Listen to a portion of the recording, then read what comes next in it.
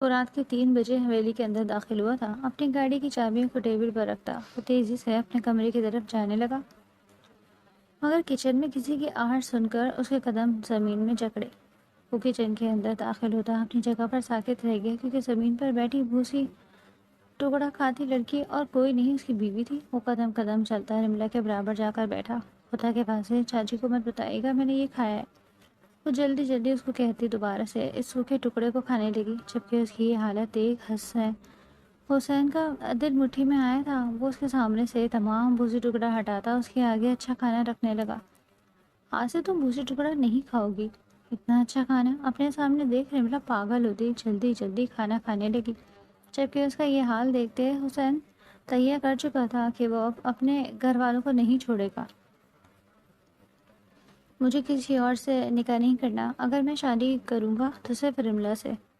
حسین شاہ کی مضبوط آواز پورے ڈرائنگ روم میں گونجی تو ایک لمحے کے لیے حویلی پر ایسی خاموشی چھا گئی جیسے وقت بھی رک گیا۔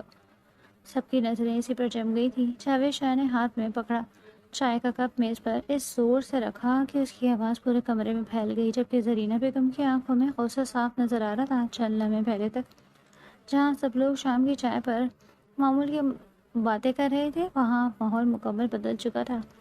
حسین بالکل سیدھا کھڑا تھا، اس کے چہرے پر نہ گھبراہٹ تھی نہ کوئی جھجک۔ وہ اپنا فیصلہ سنا چکا تھا اور اس کی نگاہیں ایک ایک کر کے سب کے چہروں پر پھر رہی تھی۔ تمہیں اندازہ بھی ہے کہ تم کیا کہہ رہے ہو؟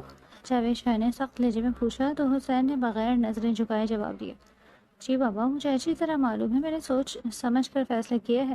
زرینہ بیگم فوراً بول اٹھی، اس یتیم لڑکی میں آخر ایسی کیا بات ہے جو تم اپنے برابر کے خاندانوں کی لڑکیوں کو چھوڑ کر اس کے پیچھے پڑ گئے ہو؟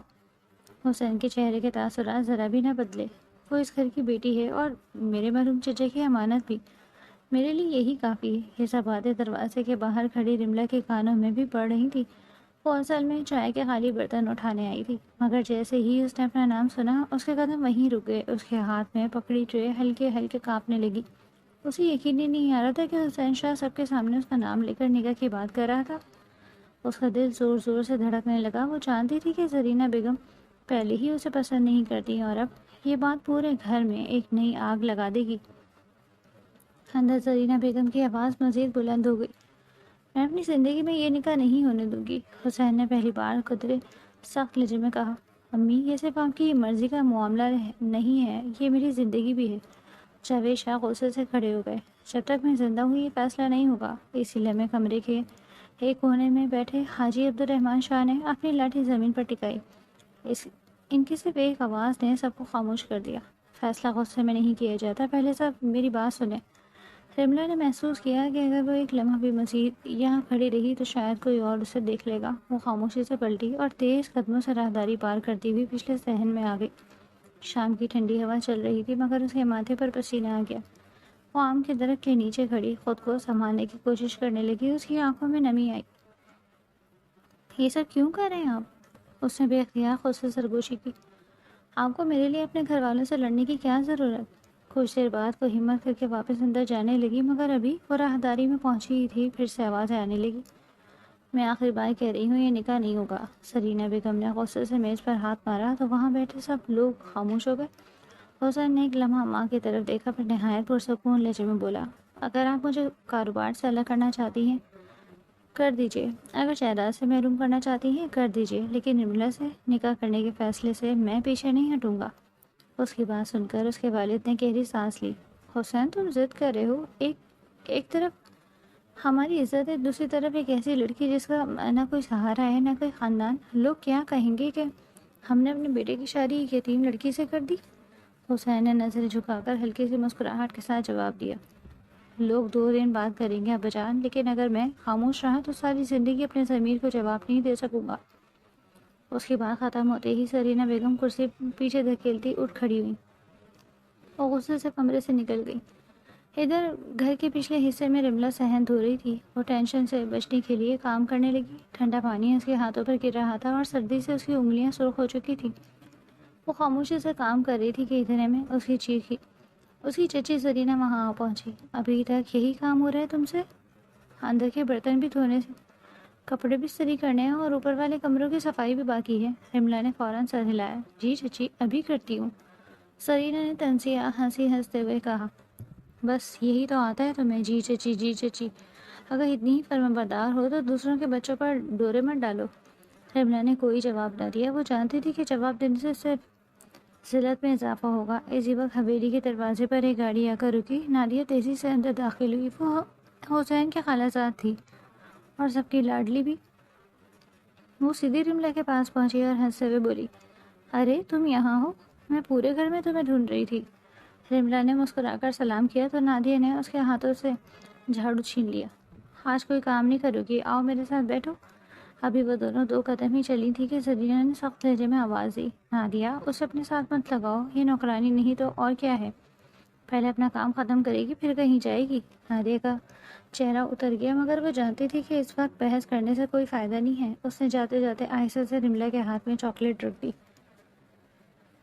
बाद में खा लेना, किसी को दिखाना मत। रिमला ने हैरत से उसकी तरफ देखा।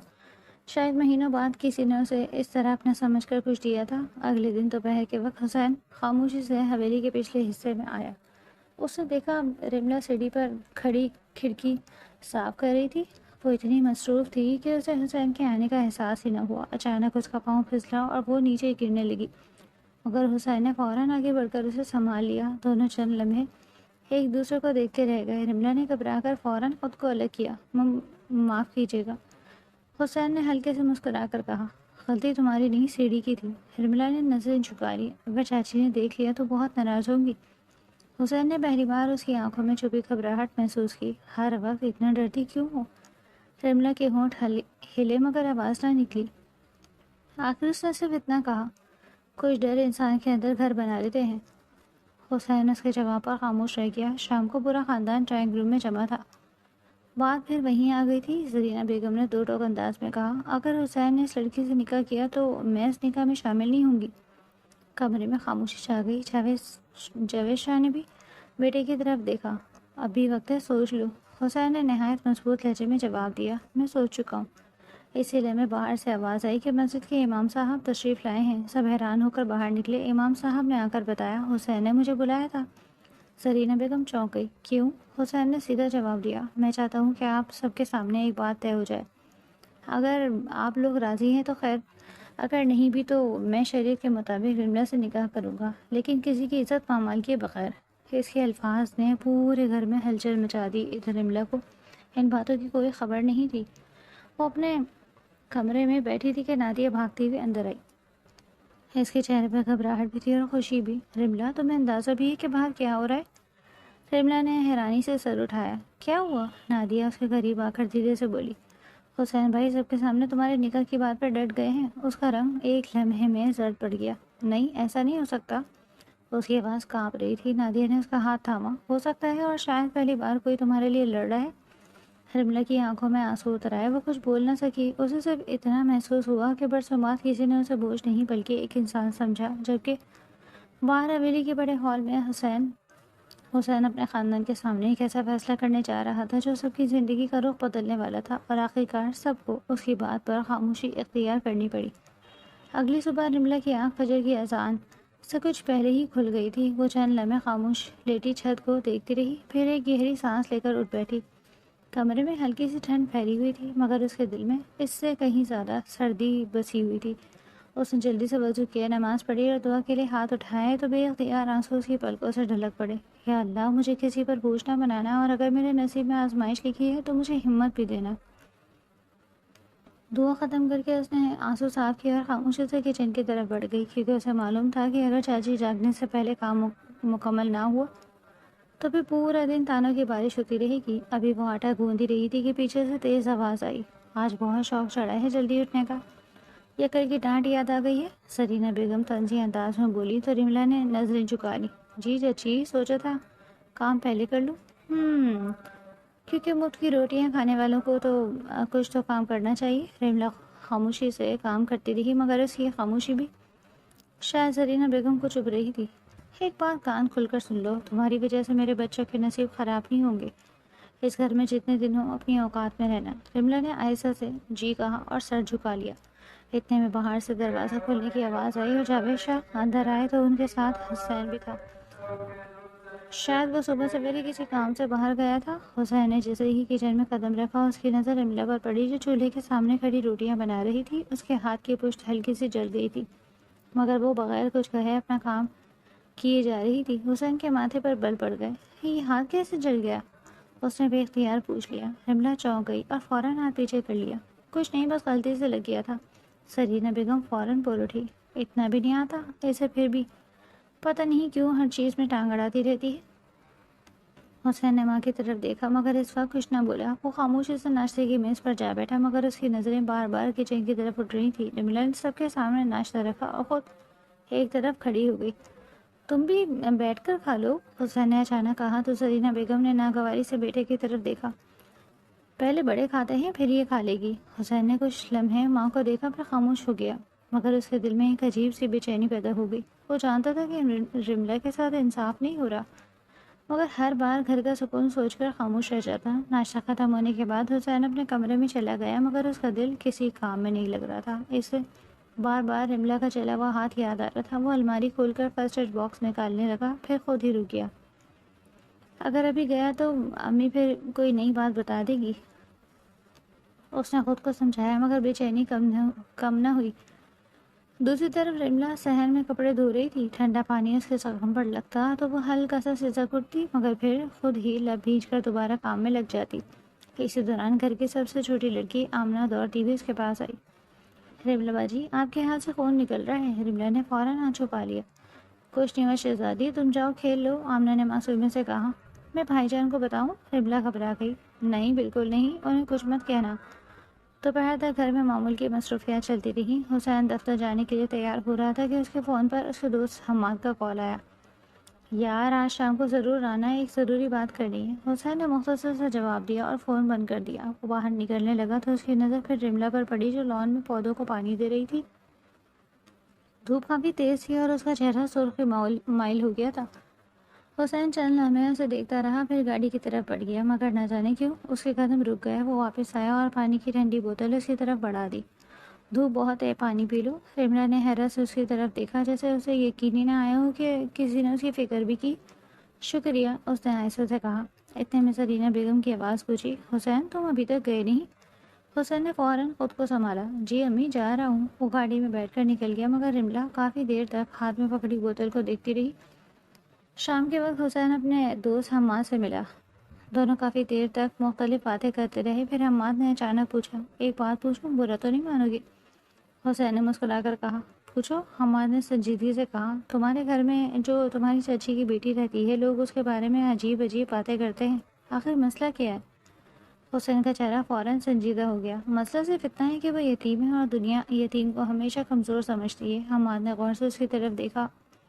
اور تم اسے کیا سمجھتے ہو؟ حسین چند لمحے خاموش رہا پھر دھیرے سے بولا، میں صرف اتنا جانتا ہوں کہ وہ اس گھر میں سب سے زیادہ خوش ہے، خاموش ہے اور شاید سب سے زیادہ تکلیف بھی وہی برداشت کرتی ہے۔ ادھر حویلی میں شام ڈھل چکی تھی۔ رملہ صحن میں اکیلی بیٹھی تھی۔ آسمان پر پرندے اپنے گھونسلوں کی طرف لوٹ رہے تھے اور اسے اپنے ماں باپ شدت سے یاد آ رہے تھے۔ اس نے آہستہ سے آسمان کی طرف دیکھا۔ اگر آپ دونوں ہوتے تو شاید میری زندگی ایسی نہ ہوتی۔ اس کے لبوں سے بے اختیار نکلا۔ اسی لمحے کسی کے قدموں کی آواز آئی۔ اس نے چونک کر سر اٹھایا تو سامنے حسین کھڑا تھا۔ اس نے خاموشی سے ایک چھوٹی سی مرہم کی ٹیوب اور پٹی اس کی طرف بڑھا دی۔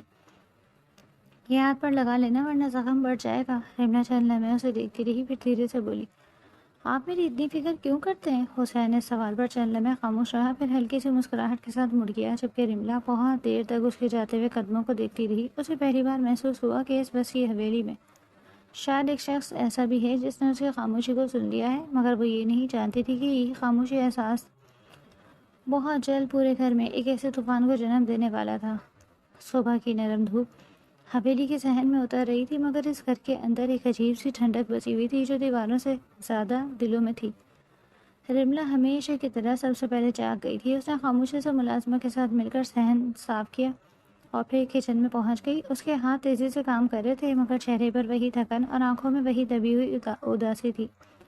حسین نے سوچ لیا تھا کہ اب نکاح کے لیے زیادہ دیر کرنا ٹھیک نہیں ہے۔ اس نے فیصلہ کر لیا تھا کہ جمعے کے دن نکاح کیا جائے گا، کوئی بھی اس کے بات سے انکار نہیں کر سکتا۔ دوسری طرف رملہ تک جب ملازمہ کے ذریعے سے ایک خبر پہنچی تو اسے بہت عجیب محسوس ہو رہا تھا۔ اسے ایسا لگ رہا تھا کہ نکاح کے بعد چچی اس پر اور بھی ظلم ڈھائیں گی، مگر دوسری طرف اسے یہ سمجھ نہیں آ رہی تھی کہ آخر حسین اس کے لیے یہ سب کیوں کر رہا ہے۔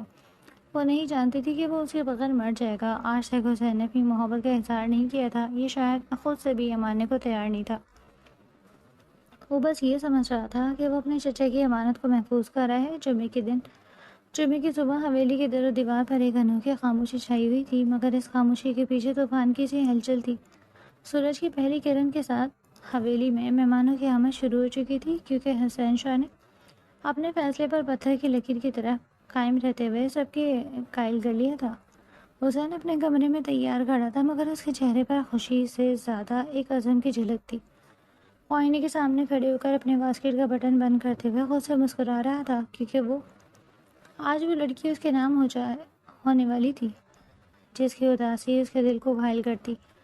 دوسری طرف رملا کے چھوٹے سے کمرے کا عالم بالکل مختلف تھا۔ وہ ایک کونے میں بیٹھی اپنے جوڑے کو پکڑے پھوٹ پھوٹ کر رو رہی تھی۔ اس کے ہاتھ تھر تھر آ رہے تھے۔ یا اللہ، یہ کیا ہو رہا ہے؟ اس نے اپنے دونوں ہاتھوں سے اپنا چہرہ چھپا لیا۔ اگر چچی کو پتہ چلا کہ میں اس نکاح پر راضی ہوں تو وہ مجھے زندہ جلا دے گی۔ حسین، آپ نے یہ کیا کر دیا؟ اچانک دروازے پر دستک ہوئی اور نادیہ اندر داخل ہوئی۔ اس کے ہاتھ میں ایک ہلکا سا گلابی جوڑا تھا۔ رملا، رو کیوں رہی ہو؟ اٹھو جلدی، مولوی صاحب آ چکے ہیں اور حسین بھائی باہر بار بار تمہارے بارے میں پوچھ رہے ہیں۔ رملا نے گھبرا کر سر اٹھایا۔ نادیہ، میں نہیں جا سکتی، چچی باہر آگ بگولا ہو رہی ہے، یہ نکاح تباہی لے کر آئے گا میرے لیے۔ مگر نادیہ نے زبردستی اسے اٹھایا اور کسی نہ کسی طرح تیار کر کے باہر ہال میں لے گئی۔ ہال میں ماحول تناؤ سے بھرا ہوا تھا۔ سرینا بیگم منہ پھیر کر بیٹھی تھی اور جاوید شاہ نے غصے سے آنکھیں بند کی ہوئی تھی۔ مولوی صاحب نے جب نکاح کے کاغذات حسین کے سامنے کیے تو اس نے بغیر ایک سیکنڈ ضائع کیے دستخط کر دیے۔ اس کے بعد مولوی صاحب اور دو گواہ رملا کے پاس اس پردے والے کونے میں آئے۔ مولوی کے پوچھنے کے پر رملا کا دل چاہا کہ وہ زمین میں گڑ جائے۔ اس نے کانپتی ہوئی نگاہوں سے دور کھڑی سرینا بیگم کے غصے سے سرخ ہوتے چہرے کو دیکھا، جو اسے یوں گھور رہی تھی جیسے کچا کھا جائے گی۔ اس کی زبان سخت خوف سے ہل نہیں رہی تھی۔ اس نے بڑی مشکل ہلکی سی آواز میں کہا، جی قبول ہے، کہا، اور پھر دستخط ہوتے ہی حسین کا دل زور سے دھڑکا۔ وہ تیزی سے اٹھ کر رملا کے قریب آیا۔ ہال میں موجود سب لوگوں کی سانسیں رک گئی تھی۔ حسین نے آگے بڑھ کر جیسے ہی رملا کا کانپتا ہوا ہاتھ اپنے مضبوط ہاتھ میں تھاما، رملا نے کرنٹ کی طرح اپنے ہاتھ جھٹکے سے کھینچ لیا اور پیچھے ہو گئی۔ اس کی آنکھوں میں خوف کے آنسو مچل رہے تھے۔ اس نے ڈرتے ہوئے ادھر ادھر دیکھا کہ کہیں چچی نے یہ دیکھ نہ لیا ہو۔ حسین کا ہاتھ ہوا میں ہی رہ گیا۔ اس کے ماتھے پر غصے اور بے بسی کی لکیریں ابھر آئی تھیں، مگر وہ خاموش رہا۔ رات کے 2 بج رہے تھے۔ حویلی میں مکمل سناٹا تھا۔ رملا اپنے بستر پر بیٹھی تھی۔ وہ کپڑے بدل چکی تھی اور اس کا دل بول رہا تھا کہ اب کیا ہوگا۔ اچانک اس کے کمرے کا دروازہ بغیر دستک دیے کھلا اور حسین اندر داخل ہوا۔ اس کے قدموں کی چاپ سن کر رملا کا کلیجہ منہ کو آ گیا۔ وہ اٹھ کر بستر کے ساتھ لگ گئی۔ حسین نے اندر آ کر دروازہ اندر سے بند کر دیا اور بھاری قدموں سے چلتا ہوا اس کے بالکل قریب آ گیا۔ اس کے چہرے پر ایک سرد سا غصہ تھا اور اس کی محبت کے باوجود چھپ نہیں پا رہا تھا۔ آپ یہاں کیا کر رہے ہیں؟ رملا نے کانپتے ہوئے لہجے میں پیچھے ہٹتے ہوئے کہا۔ کوئی دیکھ لے گا، خدا رہا یہاں سے چلے جائیں، آپ کو کوئی حق نہیں بنتا اس طرح آنے کا۔ حسین نے اس کی بات پر ایک طنزیہ مسکراہٹ اپنے ہونٹوں پر سجا لی۔ وہ اپنے دل میں ہی ماننے کے لیے تیار نہیں تھا کہ وہ اس کے پیچھے پاگل ہے، مگر پھر بھی وہ اس سے دور نہیں رہ سکتا تھا۔ اسے اس بات کا غصہ تھا کہ وہ کیوں اس سے اتنی دوری اختیار کر رہی ہے۔ وہ اور آگے بڑھا یہاں تک کہ رملا کی کمر دیوار کے ساتھ لگ گئی۔ حسین نے اپنا ایک ہاتھ دیوار پر رکھا اور جھک کر اس کی آنکھوں میں دیکھا۔ حق نہیں بنتا؟ نکاح کے کاغذات پر دستخط کرتے وقت تمہیں یہ سوچنا چاہیے تھا۔ اس کی آواز دبی ہوئی مگر فولادی تھی۔ مجھ سے کسی نے پوچھا ہی کب تھا؟ رملا کی آنکھوں میں آنسو چھلک پڑے۔ اس کی آواز غصے اور خوف سے لرز رہی تھی۔ آپ نے اپنی ضد میں یہ سب کر لیا، لیکن آپ نہیں جانتے کہ اس کا عذاب مجھے بھگتنا پڑے گا۔ چچی مجھے زندہ نہیں چھوڑیں گی۔ آپ کو لگتا ہے کہ آپ نے مجھ پر کوئی احسان کر دیا ہے؟ نہیں، آپ نے میری زندگی کو اور جہنم بنا دیا ہے۔ حسین کا چہرہ سخت ہو گیا۔ وہ اندر سے تپ رہا تھا۔ اس نے اپنی پوری فیملی کے خلاف جا کر جائیداد اور رشتوں کو داؤ پر لگا کر اس لڑکی کو اپنایا اور بدلے میں یہ تانے مل رہے تھے۔ اس کا غصہ لمحہ بہ لمحہ بڑھتا جا رہا تھا، کیونکہ وہ اسے اپنی باہوں میں سمیٹتا جا رہا تھا۔ اب وہ اس میں پورا حق رکھتا تھا، مگر وہ الٹی سیدھی باتیں کر رہی تھی اور وہ مرد ہو کر نکاح میں آئی لڑکی کے منہ سے یہ سب برداشت نہیں کر سکتا تھا۔ جہنم؟ حسین نے دانت پیس کر کہا۔ اس کا لہجہ اب مزید سخت ہو گیا۔ میں نے اس گھر کے ہر فرد سے ٹکر لی ہے تاکہ تمہیں اس ذلت سے نکال سکوں جو روز تم یہاں اٹھاتی ہو، اور تم کہہ رہی ہو کہ میں نے جہنم بنا دیا۔ تو کس نے کہا تھا کہ میری جنگ لڑیں؟ رملا پھٹ پڑی۔ اس نے غصے سے اپنے آنسو پوچھے۔ مجھے نہیں چاہیے اب کی یہ نام نہاد ہمدردی، چلے جائیں یہاں سے۔ اگر چچی کو پتہ چل گیا کہ آپ میرے کمرے میں آئے ہیں تو وہ صبح ہونے سے پہلے مجھے اس حویلی سے نکال باہر کریں گی۔ حسین نے اسے ایک لمحے کے لیے دیکھا، اس کی آنکھوں میں حیرت بھی تھی اور ایک پتھر کی سی ضد۔ وہ ایک الفا میل جو کسی کے آگے نہیں جھکتا تھا آج اس ڈری ہوئی لڑکی کے آگے بے بس ہو رہا تھا۔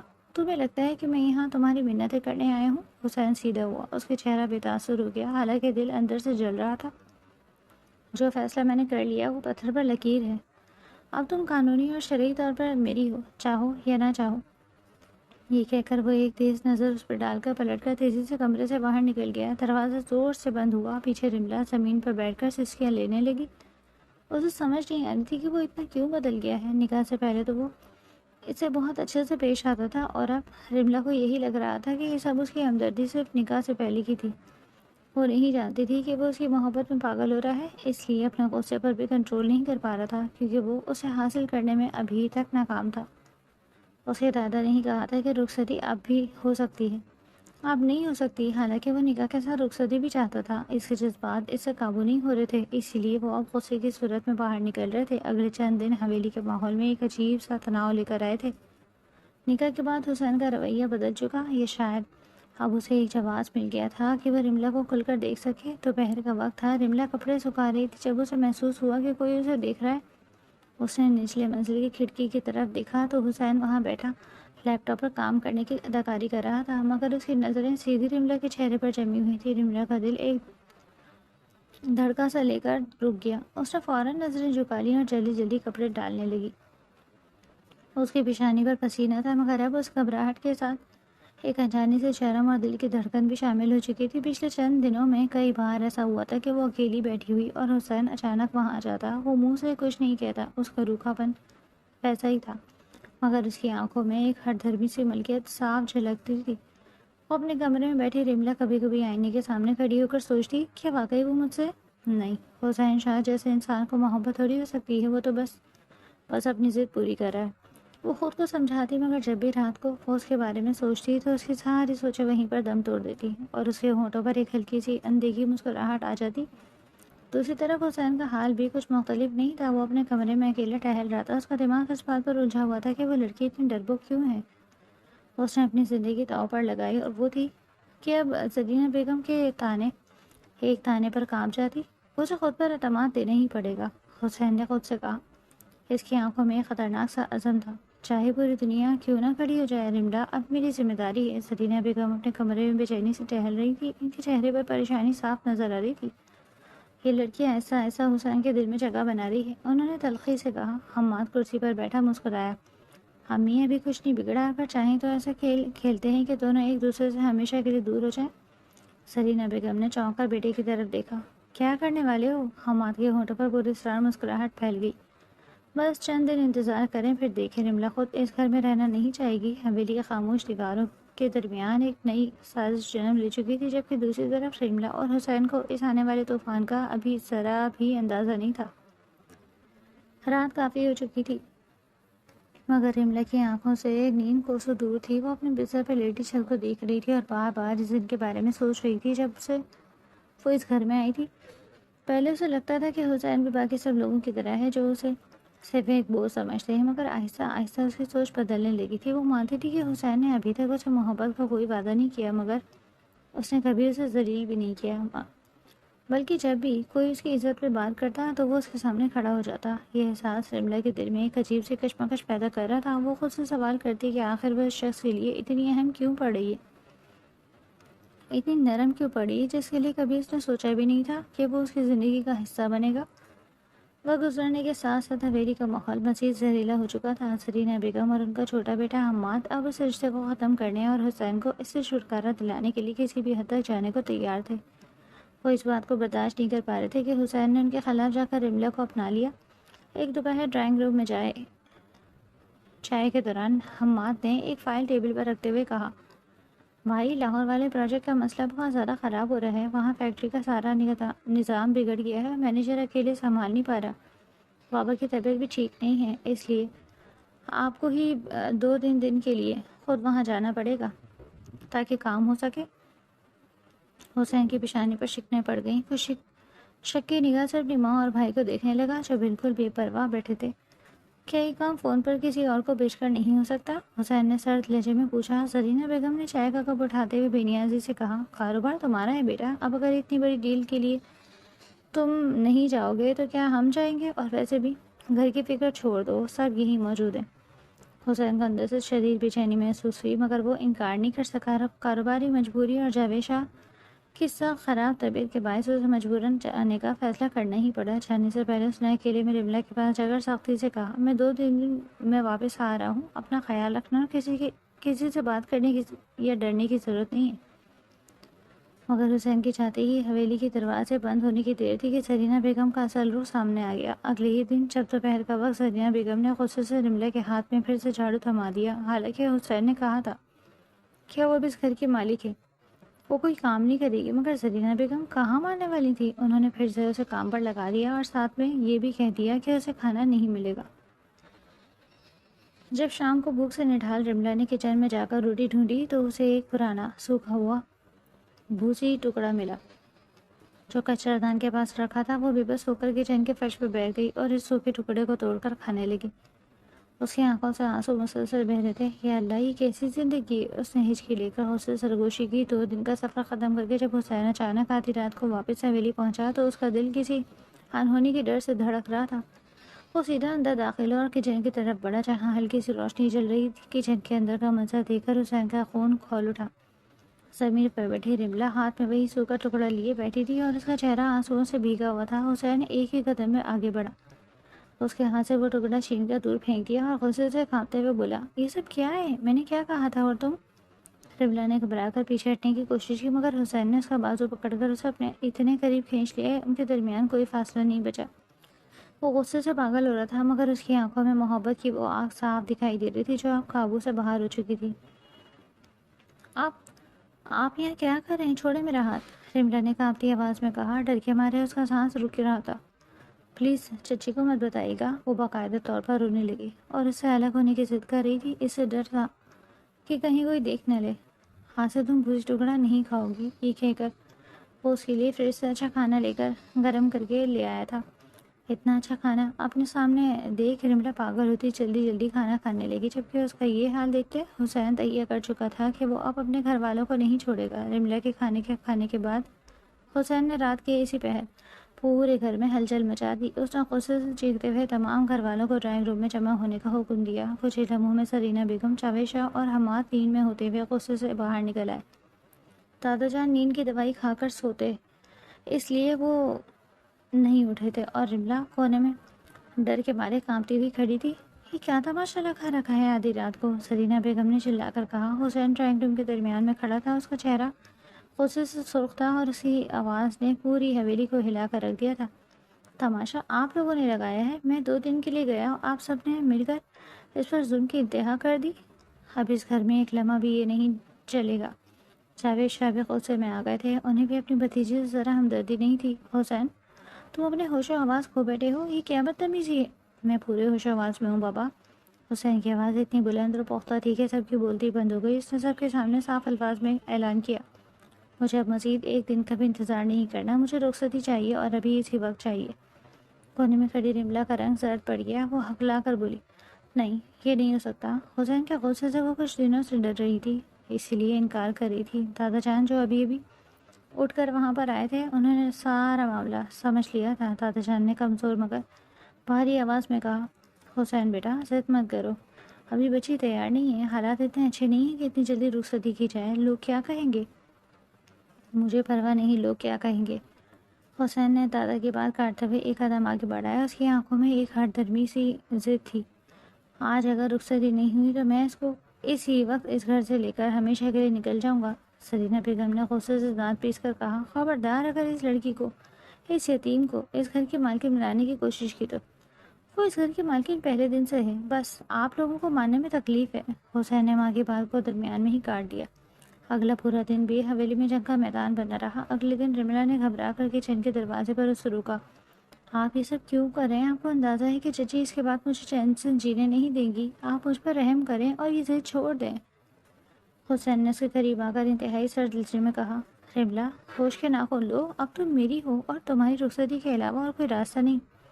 آپ بہت ضدی ہیں۔ رملا کی آنکھوں میں بلبلسی کے آنسو آ گئے تھے۔ ہاں ہوں۔ حسین نے ایک گہری نظر اس کے چہرے پر ڈالی اور بولا، اور اپنی ضد منوانا اچھے سے جانتا ہوں۔ اور آخرکار حسین کی اسی ضد کے آگے پورے خاندان کو گھٹنے ٹیکنے پڑے اور اسی شام بنا کسی بڑے شور شرابے کے گھر کے ہال میں دادا جان کے کہنے پر تمام رسمیں نبھاتے ہوئے رملا کی باقاعدہ رخصتی کر دی گئی، جبکہ سرینا بیگم کا خود سے برا حال تھا۔ جب رخصتی ہو کر رملا حسین کے کمرے میں آئی تو اس کا دل خوف اور بے یقینی کے بادلوں میں گھرا ہوا تھا۔ کمرے کی مدھم روشنی میں سرخ جوڑے میں ملبوس رملا بیڈ کے ایک کونے پر سمٹی سمٹی بیٹھی تھی۔ اس کے ہاتھ کانپ رہے تھے اور دل میں یہی ڈر تھا کہ اب اگلا طوفان کیا ہوگا۔ دروازہ کھلا اور حسین اندر داخل ہوا۔ اس نے اپنا کوٹ کا بٹن کھولتے ہوئے گہری نظروں سے رملا کو دیکھا، جو خوف کے مارے بالکل پتھر بنی بیٹھی تھی۔ حسین نے کچھ دیر اسے دیکھا، پھر وہ اس کے قریب آنے کے بجائے سیدھا الماری کی طرف بڑھ گیا، اپنے کپڑے نکالے اور باتھ روم کی طرف جاتے ہوئے ٹھہر گیا۔ اس نے مڑ کر رملا کی طرف دیکھا، جس کی پلکیں ڈر کے مارے جھکی ہوئی تھی۔ اتنا ڈرنے کی ضرورت نہیں ہے رملا۔ حسین کی آواز میں وہ سختی نہیں تھی جو عام طور پر دوسروں پر غصہ کرتے وقت استعمال کرتا تھا، بلکہ ایک دھیما پن تھا جو صرف اسی کے لیے تھا۔ میں وہ انسان نہیں ہوں جو زبردستی کے رشتے پر یقین رکھے۔ جب تک تم خود اس رشتے کو دل سے قبول نہیں کرو گی، میں تمہیں ہاتھ بھی نہیں لگاؤں گا۔ تم یہاں مکمل محفوظ ہو۔ یہ کہہ کر وہ باتھ روم میں چلا گیا۔ پیچھے بیٹھی رملا کو جیسے اپنے کانوں پر یقین ہی نہیں آ رہا تھا۔ اس نے دھیرے سے سر اٹھایا۔ اس نے ہمیشہ سے دیکھا تھا کہ حسین گھر کے باقی سب افراد پر کسی طرح غصہ کرتا تھا۔ اس کے گھرزار آواز اور کڑکدار تیور دیکھ کر رملا کے دل میں ایک خوف سا بیٹھ گیا تھا۔ حالانکہ اس نے کبھی رملا پر غصہ نہیں کیا تھا، مگر وہ دوسروں پر غصہ دے کر ہی سہم جاتی۔ اب اس کا یہ روپ دیکھ کر رملا کی الجھن اور بڑھ گئی۔ وہ سوچنے پر مجبور ہو گئی تھی کہ آخر یہ انسان کس مٹی کا بنا ہے، کبھی ایک ہٹ دھرم اور ضدی جو پوری دنیا سے لڑ جاتا، اور کبھی اتنا سمجھدار کہ اس کی عزت نفس کا خیال رکھتا۔ اگلے چند دن اسی کشمکش میں گزرے۔ دونوں ایک ہی کمرے میں تھے، مگر ان کے درمیان ایک اندھے کا فاصلہ تھا۔ رملا سارا دن خود کو کام میں مصروف کرتی، حسین کے سامنے آنے سے گھبراتی اور یہ سمجھنے کی کوشش کرتی کہ اس کے اندر کیا چل رہا ہے۔ حسین بھی اس پر کوئی دباؤ نہیں ڈالتا، مگر اس کی اس حرکت پر اس کی گہری نظر رہتی تھی۔ وہ دونوں ایک دوسرے کے قریب ہوتے ہوئے بھی کوسوں دور تھے۔ شادی کو کچھ دن گزر چکے تھے، مگر حویلی کے ماحول میں اب بھی سردموری برقرار تھی، خاص طور پر زرینہ بیگم کی طرف سے، جو اس رشتے کو دل سے قبول کرنے کو تیار نہیں تھی۔ رملا سارا دن اس خوف میں مبتلا رہتی کہ اسی وجہ سے حسین کو مزید مشکلات کا سامنا نہ کرنا پڑے۔ وہ حسین سے بچنے کی کوشش کرتی، لیکن گھر کے اندر اور خاص طور پر ایک ہی کمرے میں رہتے ہوئے یہ فاصلہ برقرار رکھنا اب ناممکن ہوتا جا رہا تھا۔ ایک شام شہر کے ایک رشتہ دار کی طرف سے دعوت کا اہتمام کیا گیا تھا، جہاں پورے خاندان کے ساتھ حسین اور رملا کو بھی جانا تھا۔ سرینا بیگم نے پہلے تو رملا کو جانے سے روکنے کی بہت کوشش کی، مگر حسین کے ایک ہی ساتھ جملے، وہ میری بیوی ہے اور جہاں میں جاؤں گا وہ بھی میرے ساتھ جائے گی، اس نے سب کی بولتی بند کر دی۔ رملا اپنے کمرے میں تیار ہو رہی تھی۔ اس نے ہلکے رنگ کا ایک خوبصورت سوٹ پہن رکھا تھا جو حسین خاص طور پر اس کے لیے لے کر آیا تھا۔ حالانکہ اس نے تحفہ دیتے وقت بہت روکھا سا انداز اپنایا تھا کہ پہن لو، باہر سب کے سامنے تماشا نہیں بننا، مگر اس سوٹ کے پیچھے چھپی فکر رملا سے چھپی نہیں رہی۔ جب وہ آئینے کے سامنے کھڑی اپنے بال سنوار رہی تھی، تبھی دروازہ کھلا، حسین اندر داخل ہوا۔ حسین نے اسے دیکھا تو چند لمحوں کے لیے اس کے قدم وہیں رک گئے۔ آج رملا اس سادگی میں بھی قیامت ڈھا رہی تھی۔ رملا نے آئینے میں حسین کی نظریں اپنے اوپر محسوس کی تو اس کا دل زور سے دھڑک اٹھا۔ وہ گھبرا کر فوراً پلٹی۔ میں بس تیار ہو رہی ہوں، چلیں کیا؟ رملا نے نظر جھکا کر کہا۔ حسین نے کچھ نہیں کہا۔ وہ آہستہ آہستہ چلتا ہوا اس کے بالکل قریب آ گیا۔ اس کے ہاتھ میں ایک چھوٹا سا مخملی ڈبہ تھا۔ اس نے وہ ڈبہ کھولا، جس کے اندر ایک نازک سا خوبصورت ہار چمک رہا تھا۔ یہ کیا ہے؟ رملا نے حیرت اور ڈر سے پیچھے ہٹنا چاہا، مگر حسین نے اس کا ہاتھ پکڑ کر اسے روک لیا۔ گردن خالی لگ رہی تھی۔ حسین کی آواز مدھم مگر گہری تھی، جو سیدھا دل پر اثر کر رہی تھی۔ اور میں نہیں چاہتا کہ باہر کوئی یہ سمجھے کہ میری بیوی کو کسی چیز کی کمی ہے۔ یہ کہہ کر اس نے خود آگے بڑھ کر وہ ہار رملا کے گلے میں پہنا دیا۔ اس کی انگلیوں کا ہلکا سا لمس جب رملا کی گردن کے جلد سے ٹکرایا تو رملا کے جسم میں ایک سنسنی سی دوڑ گئی۔ اس کا سانس جیسے رک سا گیا تھا۔ حسین کے قریب ہونے کی خوشبو، اس کا یہ انداز اور اس کی بے قابو دھڑکنیں رملا کو سمجھ نہیں آ رہا تھا کہ وہ اس طوفان کا مقابلہ کیسے کرے۔ وہاں پہنچ کر دعوت میں بھی یہی حالت تھا۔ پوری محفل میں حسین کا انداز ایک محافظ کی طرح تھا۔ وہ کسی کو بھی رملا کی طرف میلی نگاہ سے دیکھنے کی اجازت نہیں دے رہا تھا۔ جب بھی کوئی مہمان رملا سے بات کرتا، حسین کے چہرے کے سخت زاویہ اور اس کی نظریں اس شخص کو خاموش ہونے پر مجبور کر دیتی۔ رملا یہ سب دیکھ کر حیران تھی کہ وہ شخص جو باہر کی دنیا کے لیے ایک بے رحم اور سخت الفا میل تھا، وہ اس کے لیے ڈھال بن چکا تھا۔ مگر اس غربت کے باوجود جب وہ رات کو واپس کمرے میں آتے تو دونوں کے درمیان پھر سے ایک دیوار کھڑی ہو جاتی۔ رملا اپنی جگہ پر سہم کر بیٹھ جاتی اور حسین خاموشی سے اپنے کپڑے بدل کر دوسرے کونے میں چلا جاتا۔ وہ دونوں ایک دوسرے کی طرف کھنچ بھی رہے تھے اور ڈر بھی رہے تھے۔ رملا اس انجانی محبت اور چچی کے خوف سے، اور حسین اس بات سے کہ کہیں وہ اس ڈری ہوئی لڑکی پر اپنے جذبے کا بوجھ نہ ڈالے۔ کشمکش کی آگ دونوں کے اندر سلگ رہی تھی اور اب یہ فاصلہ زیادہ دیر تک قائم رہنے والا نہیں تھا۔ شادی کے اس بندھے ہوئے رشتے کو اب کچھ ہفتے بیت چکے تھے، مگر حویلی کے اس بند کمرے میں محبت اور نفرت، قربت اور دوری کی ایک عجیب سی جنگ جاری تھی۔ حسین اور رملا کے درمیان بظاہر سب کچھ ویسا ہی لگ رہا تھا، ایک طرف خاموشی تو دوسری طرف روزمرہ کے معمولی معاملات، مگر حقیقت میں اس خاموشی کے نتیجے لاوا پک رہا تھا۔ حسین کی صبر کا پیمانہ اب لبریز ہونے لگا تھا اور وہ دن رات اس لڑکی کو اپنے پلکوں پر بٹھانے کو تیار تھا، اس کی حفاظت کے لیے پوری دنیا سے لڑنے کو تیار تھا۔ مگر رملا کی وہ مسلسل ہچکچاہٹ، اس کا ہر بار پیچھے ہٹ جانا اور بات بات پر سہم جانا حسین کے مردانہ انا اور اس کی گہری محبت کو اندر سے چیر رہا تھا۔ ایک رات باہر تیز آندھی چل رہی تھی اور بارش کی بوندیں کھڑکی کے شیشوں پر گر رہی تھیں۔ کمرے کا ماحول پہلے ہی گھٹن زدہ تھا۔ رملا بستر کے ایک کونے میں بیٹھی کتاب کے ورق پلٹنے کی ناکام کوشش کر رہی تھی، مگر اس کا سارا دھیان اس بستر کے دوسری طرف موجود اس وجود پر تھا جو پچھلے آدھے گھنٹے سے لیپ ٹاپ کی اسکرین پر جھکا ہوا تھا۔ حسین نے آج پورا دن فیکٹری کے ایک سنگین مسئلے میں گزارا اور اس کا غصہ پہلے ہی ناک کی نوک پر رکھا تھا۔ رملا، کتنی بار کہا ہے کہ دودھ پی لیا کرو؟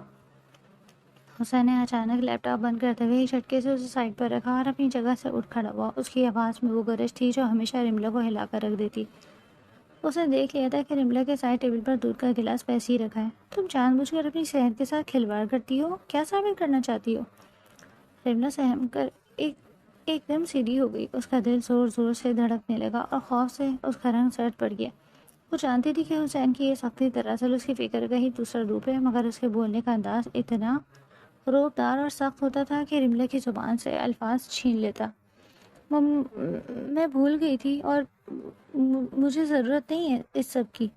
رملا نے اپنی قوقعاتی آواز میں بڑبڑاتے ہوئے فوراً بستر سے اتر کر دور ہونے کی کوشش کی، مگر اس بار حسین کا سب ٹوٹ چکا تھا۔ وہ ایک ہی لمحے میں طوفان کی طرح آگے بڑھا اور اس کا راستہ روکتے ہوئے اس کا بازو مضبوطی سے دبوچ لیا۔ اس کی گرفت سخت تھی، مگر اس میں تکلیف دینے کا کوئی ارادہ نہیں تھا۔ ہاں، غصہ ضرور آسمان کو چھو رہا تھا۔ ضرورت نہیں ہے۔ حسین کا سینہ تیزی سے اوپر نیچے ہو رہا تھا، اس کی کالی آنکھوں میں غصہ اور بے بسی کا ایک خطرناک امتزاج چمک رہا تھا۔ وہ جھک کر رملا کے بالکل قریب آ گیا، اتنا قریب کہ رملا کو اس کی گرم سانسیں اپنے چہرے پر محسوس ہوتی۔ تمہیں ہر وقت ڈرنے کی کیا بیماری ہے رملا؟ کس بات کا عذاب جھیل رہی ہو تم؟ میرے ساتھ کیا میں نے کبھی تمہارے ساتھ کوئی زیادتی کی؟ پھر کیوں مجھ سے ایسی بھاگتی ہو جیسے میں کوئی درندہ ہوں؟ چھوڑے میرا ہاتھ، بہت درد ہو رہا ہے۔ رملا کی آنکھوں سے خوف اور غصے کے مارے پانی نکل رہا تھا۔ اس کے اندر کی طبی سسکیاں اب باہر آنے لگی۔ وہ اتنے دنوں کا سارا بوجھ اور گھٹن ایک ساتھ محسوس کر رہی تھی۔ اس نے اپنی پوری طاقت سے اپنا ہاتھ چھڑانے کی کوشش کی اور پھٹ پڑی۔ ہاں، مجھے ڈر لگتا ہے، مجھے آپ کے اس غصے سے ڈر لگتا ہے، آپ کی اس زبردستی سے ڈر لگتا ہے۔ آپ کو لگتا ہے کہ آپ نے مجھ سے نکاح کر کے مجھ پر کوئی احسان کر دیا؟ تو یہ آپ کی غلط فہمی ہے۔ میں نے کبھی نہیں کہا تھا کہ آپ میرے لیے اپنی فیملی سے لڑیں۔ آپ نے اپنی ضد میں یہ سب کیا اور اس کی سزا مجھے بھگتنی پڑی ہے۔ چچی روز مجھے تانے دیتی ہیں، پورا گھر مجھے شک کی نگاہ سے دیکھتا ہے، اور آپ یہاں مجھ پر حکم چلا رہے ہیں۔ حسین کا ہاتھ جو رملا کے بازو پر تھا ایک لمحے کے لیے ڈھیلا پڑ گیا۔ اس نے جو کچھ سنا وہ اس کے دل پر کسی خنجر کی طرح لگا۔ وہ تو سمجھ رہا تھا کہ رملا کو اس جہنم سے نکال کر ایک محفوظ پناہگاہ دے گا، وہ اس کی حفاظت کر رہا تھا، اور بدلے میں رملا اس کے اس رشتے کو، اس کی محبت کو ایک سزا اور احسان سمجھ رہی تھی۔ یہ سب تمہاری نظر میں صرف ایک سزا ہے۔ حسین کی آواز اب گرجدار نہیں رہی، بلکہ وہ ایک عجیب سی کڑبناک اور یک بستہ خاموشی میں ڈوبی ہوئی تھی جو رملا کے رونگٹے کھڑے کر گئی۔ اس نے رملا کا بازو پوری طرح چھوڑ دیا اور 2 قدم پیچھے ہٹ گیا۔ اس کے چہرے پر ایک ایسی مسکراہٹ ابھری جو غصے سے زیادہ دردناک تھی۔ اچھا، تو تمہیں لگتا ہے کہ میں نے تم پر احسان کیے؟ تمہیں لگتا ہے کہ یہ سب میری ضد تھی؟ رملہ اپنے بازو کو سہلاتے ہوئے تھوڑا پیچھے ہٹی. اس کا دل اب دھک دھک کر رہا تھا کیونکہ حسین کی وہ خطرناک خاموشی اس کے غصے سے بھی زیادہ ڈراؤنی تھی. ہاں، رملہ نے سسکتے ہوئے کہا، اگرچہ اس کے دل کا ایک کونا کہتا چلا جا رہا تھا کہ وہ غلط بول رہی ہے، مگر خوف اور انا نے اس کی زبان بند کر رکھی تھی. اگر آپ مجھ سے سچی محبت کرتے ہیں تو کم از کم میری رضامندی کا پوچھتے، میری حالت کو سمجھتے. آپ صرف اپنی مردانہ انا کی جنگ لڑ رہے ہیں کہ حسین شاہ جو چاہے وہ حاصل کر کے رہتا ہے. میں اپنی انا کی جنگ لڑ رہا تھا، ہے نا؟ حسین نے ہنستے ہوئے اپنے بال پیچھے ہٹائے. اس کی آنکھوں میں ایک طوفان مچ رہا تھا جو کسی بھی پل پھٹ سکتا تھا. ٹھیک ہے رملہ، آج کے بعد تمہیں میری اس نام نہاد انا کا، میری اس زبردستی کا سامنا نہیں کرنا پڑے گا. تم آزاد ہو، جو چاہے کرو، جہاں چاہے رہو، مجھے اب کوئی فرق نہیں پڑتا. یہ کہہ کر حسین نے خوفناک نظر رملہ پر ڈالی، اپنا جیکٹ اٹھایا اور دروازہ اتنی زور سے پٹک کر باہر نکلا کہ پوری حویلی کی دیواریں گونج اٹھی. دروازے کے بند ہونے کی گونج کے ساتھ رملہ کا کلیجہ منہ کو آ گیا. وہ وہیں فرش پر گھٹنوں کے بل بیٹھ گئی اور اپنے دونوں ہاتھوں سے منہ چھپا کر پھوٹ پھوٹ کر رونے لگی. میں نے کیا کہہ دیا، یا اللہ، میں نے کیا کہہ دیا؟ اس ہچکیاں لے رہی تھی. اس کا دل اندر سے ٹوٹ رہا تھا. اسے یوں لگ رہا تھا جیسے اس کے ارد گرد کی دنیا ایک بار پھر اجڑ گئی ہو. وہ حسین کے اس درد کو محسوس کر سکتی تھی جو اس نے چھپانے کی کوشش کی تھی، مگر غصے میں وہ سب کچھ کہہ دیا جو اسے نہیں کہنا چاہیے تھا. ادھر حسین حویلی سے نکل کر اپنی کار میں بیٹھا اور رات کی اس بھیانک تاریکی میں گاڑی کو کسی پاگل کی طرح بھگا لے گیا. اس کے سینے میں ایک ایسا آگ کا گولا دہک رہا تھا جو سانس لینا بھی محال کر رہا تھا. وہ جو اپنی زندگی کی ہر چیز رملہ کے نام کر چکا تھا، جو اس کی ایک اداسی پر اپنی جان دینے کو تیار تھا، رملہ کے منہ سے یہ سننا کہ یہ سب تمہاری ضد ہے، اس کے لیے موت سے بدتر تھا. اگلے 2 دن تک حویلی میں ایک عجیب سا منحوس سناٹا چھایا ہوا تھا. حسین نہ تو گھر آیا اور نہ ہی اس نے فون کیا. وہ دن شہر سے باہر کسی پروجیکٹ میں الجھا رہا. رملہ کا حال ان 2 دنوں میں اور بھی برا ہو چکا تھا. وہ اندر سے گھٹ رہی تھی اور اس کے پاس نہ تو کوئی جواب تھا اور نہ ہی وہ حسین کی اس سرد مولی کو برداشت کر پا رہی تھی. اسے اب سمجھ آ رہا تھا کہ حسین کا غصہ صرف اس کی حفاظت کا ایک اظہار تھا اور اس نے اپنے منہ سے اس اظہار کو توڑ کر خود کو اسی ظالم دنیا کے رحم و کرم پر چھوڑ دیا تھا. زرینہ بیگم اور حماد نے بھی اس دوران موقع کا فائدہ اٹھاتے ہوئے رملہ پر طعنے کسنے شروع کر دیے کہ دیکھ لی اپنی اوقات، 2 دن ہی شوہر کا دل بھر گیا تم سے. مگر رملہ اب پتھر کی بن چکی تھی. اسے چچی کی باتیں چبھتی نہیں تھی. اسے صرف اس بات کا ڈر تھا کہ کہیں وہ حسین کو ہمیشہ کے لیے نہ کھو بیٹھے. تیسرے دن کی رات جب بارش تھم چکی تھی اور آسمان پر ہلکے بادل چھائے ہوئے تھے، حسین جب واپس کمرے میں آیا تو گھڑی رات کے 2 بجا رہی تھی. اس نے سوچا کہ رملہ سو رہی ہے، اسی لیے وہ دبے پاؤں اندر داخل ہوا اور لائٹ آن کیے بغیر بستر کی طرف بڑھا. مگر رملہ جاگ رہی تھی اور اندھیرے میں گھٹنوں میں سر دیے بستر کے ایک کونے میں بیٹھی تھی. جیسے ہی حسین کی آہٹ ہوئی، رملہ نے فوراً سر اٹھایا. اس کی آنکھیں رونے کی وجہ سے سوجی ہوئی تھیں اور چہرہ بالکل زرد پڑ چکا تھا. حسین نے اسے اس حال میں دیکھا تو اس کے قدم وہیں رک گئے. اس کے دل کا ایک کمزور حصہ ایک پل کے لیے پگھلا، مگر اس نے فوراً خود پر قابو پایا اور سرد لہجے میں بولا، روشنی جلانے کی ضرورت نہیں ہے، میں بس اپنے کچھ ضروری کاغذات لینے آیا ہوں، تم سو جاؤ. وہ مڑ کر الماری کی طرف بڑھنے لگا، مگر اس بار رملہ سے برداشت نہیں ہوا. وہ ایک ہی جوش میں بستر پہ اتری اور ننگے پاؤں بھاگ کر حسین کے بالکل سامنے آ گئی اور اس کا ہاتھ پکڑ لیا. اس کے ہاتھ ایسے کانپ رہے تھے جیسے سردی میں پتے لرزتے ہیں. مجھے معاف کر دیں حسین. رملہ کی سسکیاں اب ہچکیوں میں بدل چکی تھیں. وہ بے اختیار حسین کے سامنے زمین پر جھکنے لگی. مجھ سے بہت بڑی غلطی ہو گئی، میں نے ہوش میں وہ سب نہیں کہا تھا.